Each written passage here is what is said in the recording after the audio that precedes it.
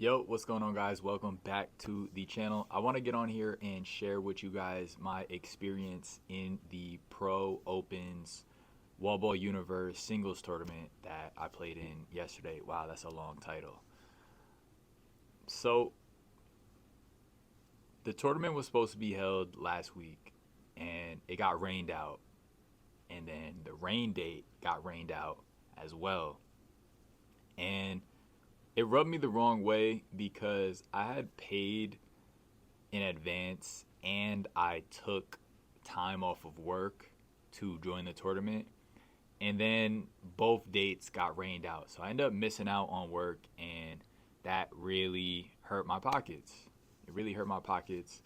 And so finally, yesterday, the tournament was rescheduled, and I was thinking, oh, should I play? Should I not? At least I'll come. I'll get content. I'll do some player interviews. I'll get some highlights for people, at the very least. Maybe I'll play side games, and I get there early enough where I can still join, but there's only one spot left, and so I look at the bracket and I'm like, what's this one spot? Who am I playing? And I look at the bracket and it says Los. The one spot, the only spot left, the one whoever takes that one spot is gonna have to play Los first round. And I'm like, man, do I want to essentially pay $40 to play Los? And when I can maybe see him at a park and maybe he'll ask me to bet $5, maybe he'll ask me to bet $10. I'm like, do I really want to bet? Do I really want to pay $40 to play this top A player who is really really good? And I see Adam Gitlitz off to the side, and I tell David, let me think about it. And I go talk to Adam, and I'm like, what do you think, Adam? Like, you think it's worth it? And I like to ask different people questions. I feel like Adam's has a fairly sound judgment. And he goes, um, if it depends on you. Do you want to be seen at competing at a high level? Do you want to test your skills against the best of the best? Then you gotta weigh the pros and the cons. He's like, if $40 is a lot of money, then you might have to rethink your life, your life choices. And I was like, okay, yeah, that for sure. Because $40 is a lot to me right now. Like, I'm in a spot right now where I'm short on rent. Like, I'm in a tough spot right now, and I'm comfortable sharing that with you guys. Um, and so he's like, what's really the difference between $10 and $40? He's like, $40 is that $40 is an investment. You're investing in yourself. You're investing in your betterment, right? You want to compete. You want to test yourself against the best. This is what that's what you come to the tournament for, to play the best of the best. And I'm like, huh. And it made so much sense. The way he framed it, it just made so much sense, and it just clicked in my head. I went right over to David and I said, I'm in. I'm in. Sign me up. Put my name on that paper. And so he's like, okay, cool. I get to zelling him. I zell him the $40, and I'm in. And I'm mentally preparing myself to play this guy who, he has such a high, he's at such a high caliber. He has such a big reputation in the game, and I just get to thinking like, man. And I look over, I see him sitting down, and I'm just like, man, what is it about him that makes people hold him in such high regard in the sport of handball? Like, what is he doing in his off time? Like, how many hours? And I remember I kept thinking like, man, this is a guy who's put in a lot of hours in his craft. He's put in a lot of hours. It's just real mastery, right? And we all know Los. He does have a good mastery over the game. So that fascinated me, right off the bat. And I wasn't nervous anymore to play him. I was more so looking forward to it. Like, man, I'm really gonna get to play one of the best. Like, I'm gonna get to see things that I might not see at my home park. I might not see on a week to week basis unless I'm like, because I'm not traveling around and seeking out the A players, and I don't gamble much. Some of them only like to gamble, when they're playing less, lesser players. So, so I do that, and a little bit of time passes, and then David goes. People are asking me like, oh, you're gonna play Los, man. You're gonna play Los, and I'm just like, yeah, yep, I'm playing Los, and I'm keeping my cool. I'm staying calm, cool, collected. And then David comes to me and he's like, oh, actually, a couple more people are on their way, and instead of playing Los, you'll actually play them to get a chance to get into the bracket.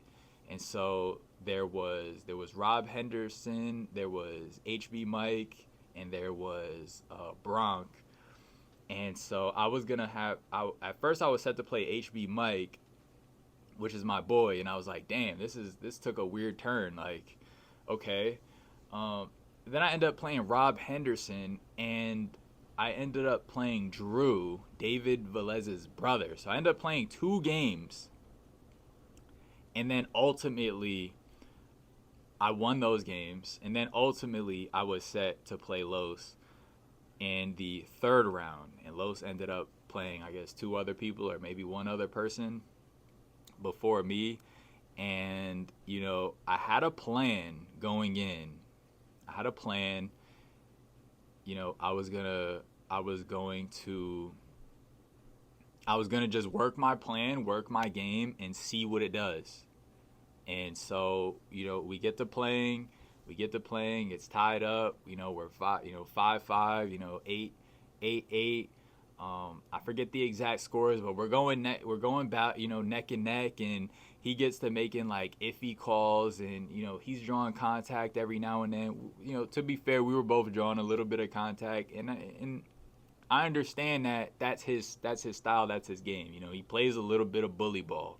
You know what I mean? And I get it. If anything, that's just more of a challenge for me. I'm not one of those players that's super sensitive and like, oh, you drew contact, like, as long as it's not super excessive. You know what I mean? There's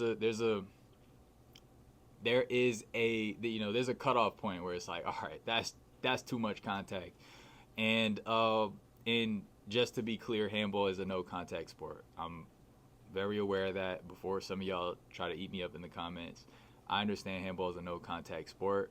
On paper, in practice, it's a very different story. We're all aware of that. But we try our best, right?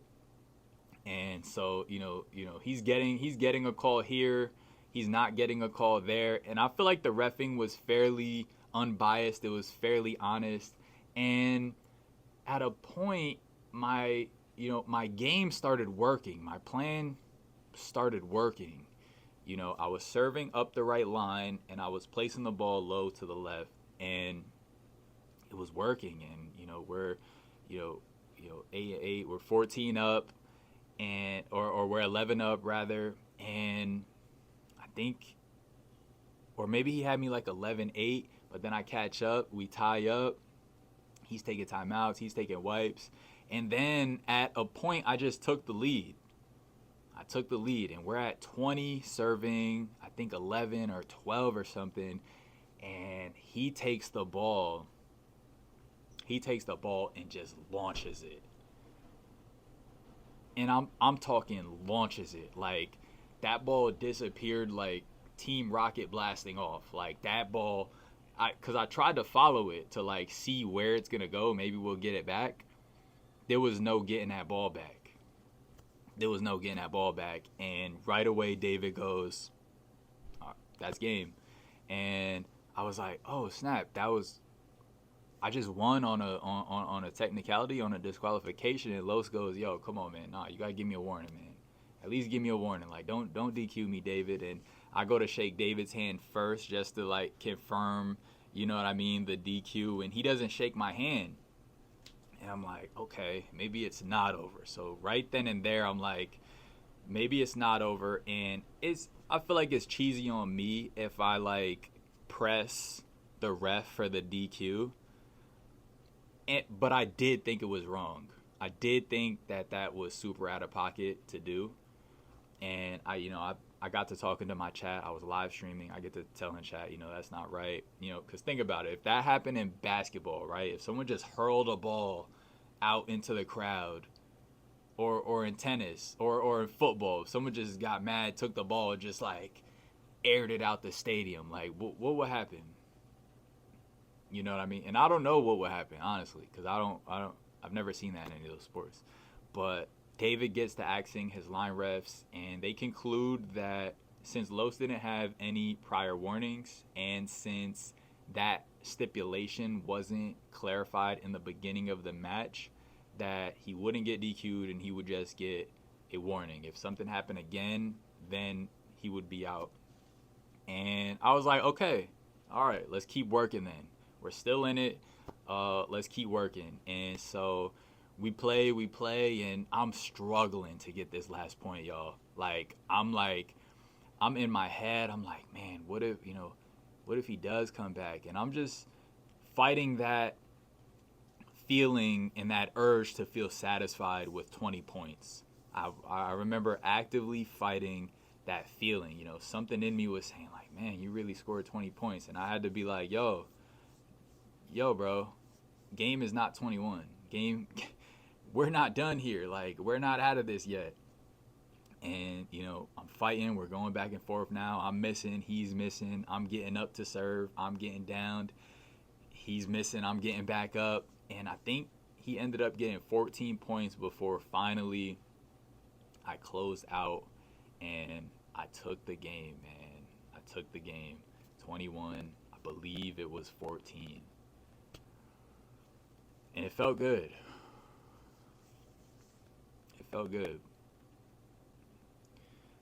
At some point during a timeout, Timbo and Chris Show were saying, like, yo, Amir, if you win this game, bro, I hit a crispy shot or something. They were like, yo, if you win this game, bro, your YouTube is going viral, bro. Like, you win this game, you going to hit your 5,000 subscriber goal instantly. And, like, again, I had to fight the urge to, like, think of anything else but, like, the game. I was like, I can't be thinking in the future. I can't be thinking about the past. I just got to think about the present right here. You know what I mean? But at that point, I realized, like, yo, there's people, like, low-key rooting for me, which did feel good. The chat was all rooting for me. All you guys who are in the live stream, you guys are rooting for me. I appreciate y'all so much. Thank you for supporting me. It meant a lot. It meant a lot. There were some naysayers. There were some doubters. And that's fair.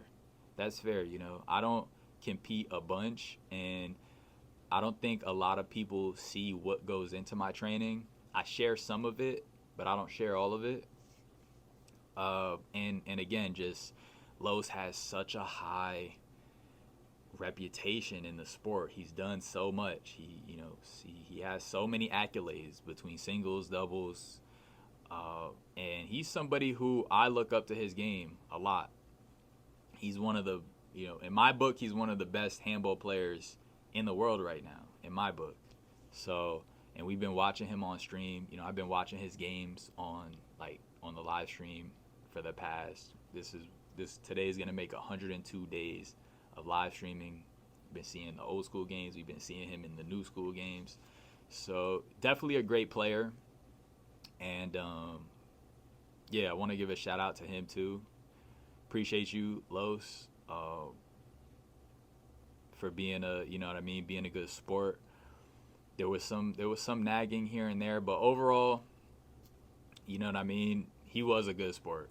Honestly, he was a good sport. Even at the last shot, I hit a kill. It kind of like he might have picked it up. He even called it too himself, which is what you're supposed to do. But I thought that was very, that was very professional. He told me good shot, I aced him once. He told me, like, yo, good serve.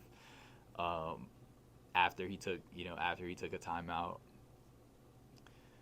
And what else was I gonna say?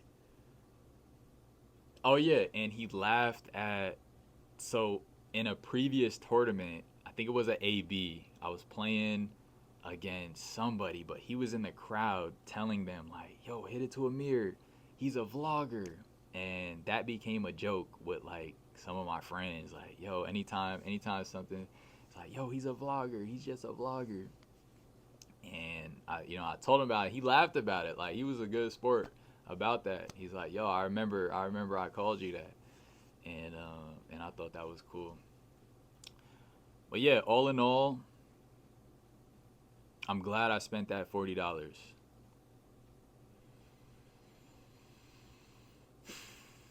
So yeah, that's about it. Shout out to Los, shout out to Santana.